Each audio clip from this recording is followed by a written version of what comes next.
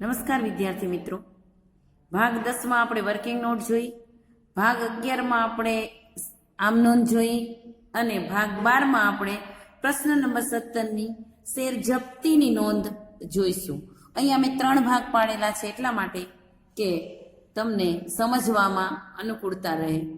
અહીંયા શેર જપ્તીની આમ નોંધ આપણે મંજૂરી પછી કરવાની છે. સિદ્ધરાજના શેર છે એ મંજૂરી પછી જપ્ત થાય છે એટલે મંજૂરી પછી જ જપ્ત કરી દેવાના છે. પણ તમને જપ્તીની આમ નોંધ સમજાવવા માટે, માત્ર એકલી જપ્તીની આમ નોંધ સમજાવવા માટે આપણે અલગ કરેલી છે.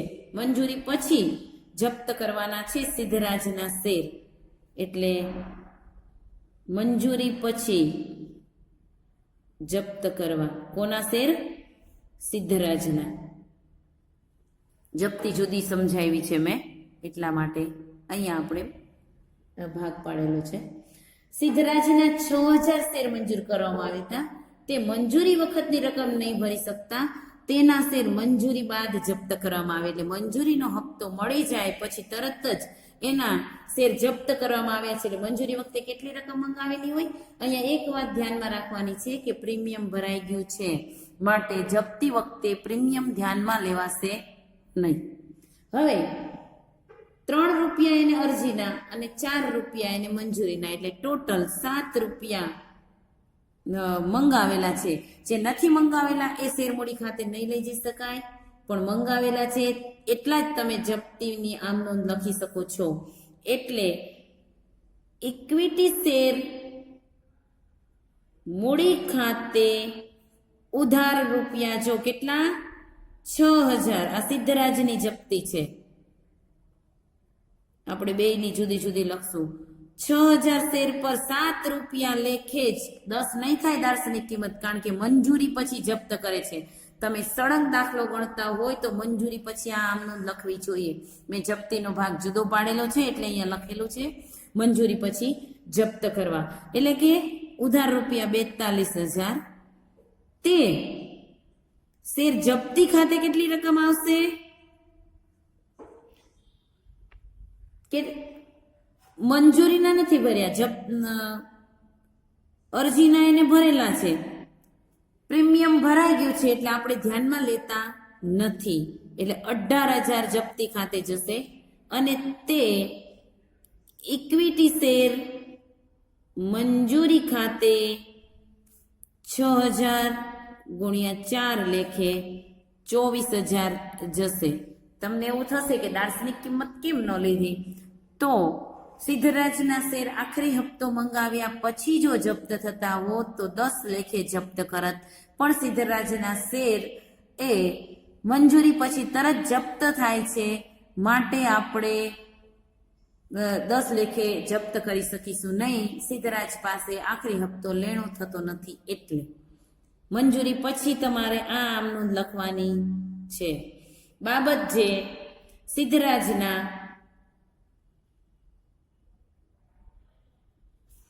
6000 શેર પર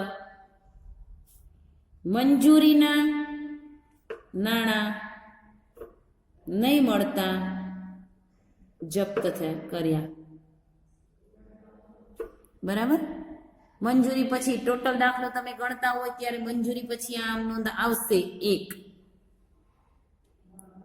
અહીંયા આપણે સિદ્ધરાજના જ શેર બહાર પાડી દઈએ તો આખરી હપ્તા પછી શેર બહાર ક્યારે પાડે છે? તરત નથી પાડતા. આખરી હપ્તો મંગાવ્યા પછી સિદ્ધરાજના શેર બહાર પાડે છે. એટલે આપણે અહીંયા પહેલા સિદ્ધરાજની 3 આમ નોંધ લખી દઈશું અને પછી જયસિંહની જપ્તીની 3 આમ નોંધ સમજ માટે જુદું પાડેલી છે. ટોટલ એમાં ઉમેરી જ દેવાની છે. આગળ ધારો કે આપણે જેટલી આમ નોંધ લખેલી છે એનાથી આગળનો ક્રમ તમે આપી શકો છો. હવે શેર બહાર પાડવાના છે સિદ્ધરાજના. કેટલા લેખે બહાર પાડે છે? 7 લેખે બહાર પાડે છે. એટલે તમારે જપ્ત કરેલા સિદ્ધરાજના 6000 શેર દીઠ 7 ના ભાવે અને મિનળને અને જયસિંહના 4000 શેર દીઠ 6 ના ભાવે રુદ્રને ફરી વેચ્યા. કયા ભાવે? દાર્શનિક કિંમત ભાવે. એટલે અહીંયા તમારે લખવાનું છે બેંક ખાતે ઉધાર રૂપિયા 42000. કેટલા ભાવે બહાર પાડે છે? 6000 ના શેર પર 7 લેખે બહાર પાડે છે.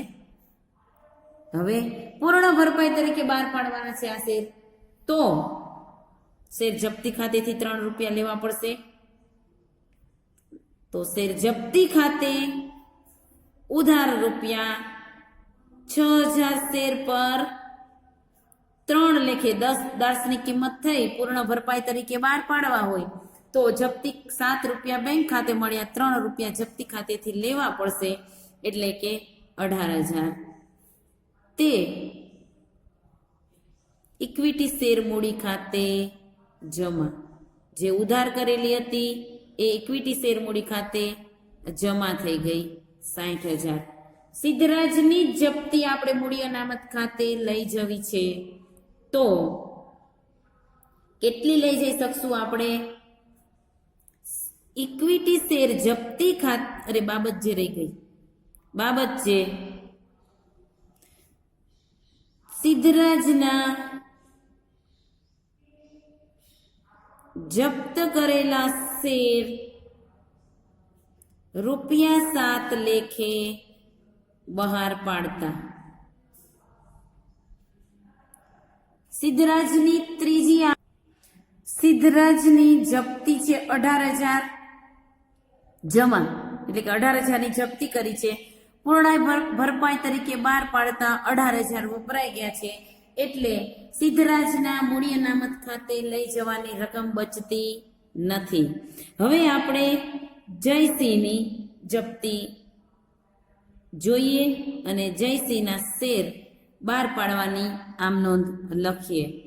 જો જપ્તીનો ભાગ જુદો બનાવેલો છે એટલે 1, 2, 3 આપીએ છીએ, નહીતર તમારે 6ઠ્ઠી આમ નોંધ 6 આમ નોંધ થઈ છે, એમાં મંજૂરી પછી આ 7મી 8મી થાય, એટલે સીધી રકમ તમે ગણતા હોય તો આને તમારે આપવાનો છે 7મો ને 8મો નંબર, પછી 9મો નંબર.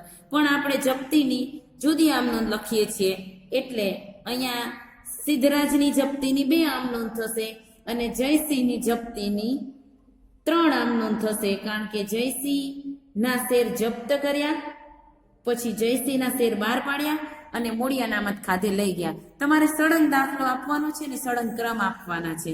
અહીંયા જયસિંહની વાત કરીએ તો કેટલા શેર જપ્ત કર્યા આખરી હપ્તા પછી, તો એની પહેલી આમ નોંધ થશે ઇક્વિટી શેર મૂડી ખાતે ઉધાર રૂપિયા 4,000 ને 10 લેખે, 4,000 શેર પર 10 રૂપિયા લેખે થશે 40,000. તે શેર જપ્તી ખાતે કેટલા થશે? તો કે 4,000 શેર પર 7 રૂપિયા એને ભરેલા છે, એટલે જપ્તી ખાતે જશે 28,000. તે ઇક્વિટી શેર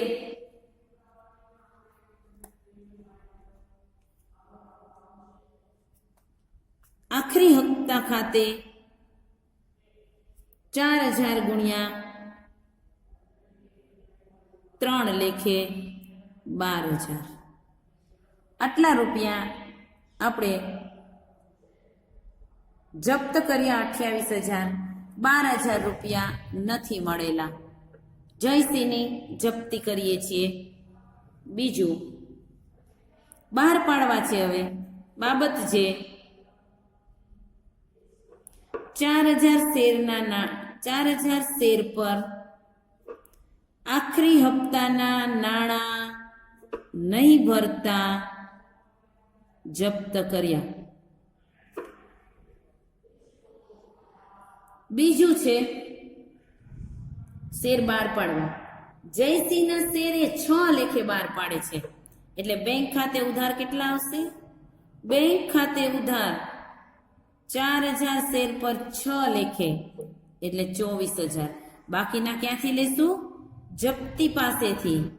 જપ્તી ખાતે ઉધાર 4,000 ગુણ્યા 4 લેખે, કારણ કે દાર્શનિક કિંમત 10 છે, એટલે 4 લેખે આપણે જપ્તી ખાતેથી લઈ લેશું. તે ઇક્વિટી શેર મૂડી ખાતે જમા રૂપિયા 4,000 ઉપર 10 લેખે 40,000.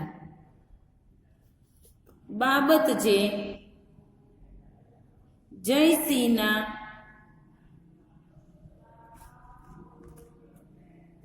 જપ્ત કરેલા શેર ₹4 લેખે ફરી બહાર પાડતા જયસિંહની ત્રીજી આમ નોંધ થશે મૂડી અનામત ખાતે લઈ જવાની, કારણ કે સિદ્ધરાજના 18,000 જપ્ત કર્યા હતા, 18,000 વાપરી નાખી જપ્તી, એટલે એની રકમ મૂડી અનામત ખાતે લઈ જવાની નહોતી. પણ જયસિંહની જપ્તી મૂડી અનામત ખાતે લઈ જવી પડશે. ઇક્વિટી શેર જપ્તી ખાતે ઉધાર તે મૂડી અનામત ખાતે જમા. કેટલા રૂપિયા? તો 28,000 જપ્તી કરેલી છે અને વાપરેલા છે 16,000, એટલે તમારે કેટલા લઈ જવા પડશે? 28,000 જપ્તીમાંથી 16,000 બાદ કરો એટલે 12,000 તમારે ઇક્વિટી શેર જપ્તી ખાતે લઈ જવા પડશે, તે મૂડી અનામત ખાતે જમા. બાબત જે જપ્તી ખાતાની બાકી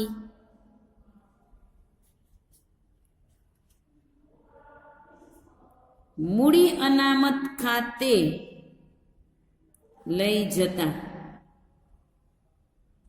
હવે તમારે અહીંયા બધી આમ નોંધનો સરવાળો કરી દેવાનો છે.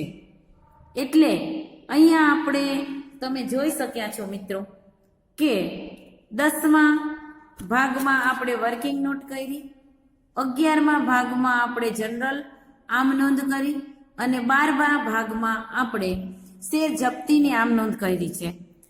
માટે ત્રણેય વિડીયો પ્રશ્ન નંબર 17ના છે. 10, 11 અને 12 ત્રણેય વિડીયો તમારે સાથે જ જોવા પડે, સાથે જ લખવા પડે. 10 નંબર છે, ભાગ 10 છે એમાં વર્કિંગ નોટ છે, ભાગ 11 છે એમાં જનરલ નોંધ છે અને ભાગ 12 છે એમાં શેર જપ્તીની જુદી નોંધ કરેલી છે. એમાં સિદ્ધરાજની પહેલી જપ્તી છે એ તમારે મંજૂરી પછી જપ્ત કરવાના છે અને આ બધા ક્રમ છે એ તમારે સળંગ આપવાના છે અને સળંગ આપીને બધાનો સરવાળો કરવાનો છે. આપણે 3 ભાગ કરેલા છે એટલે હું સરવાળો કરી શકતી નથી.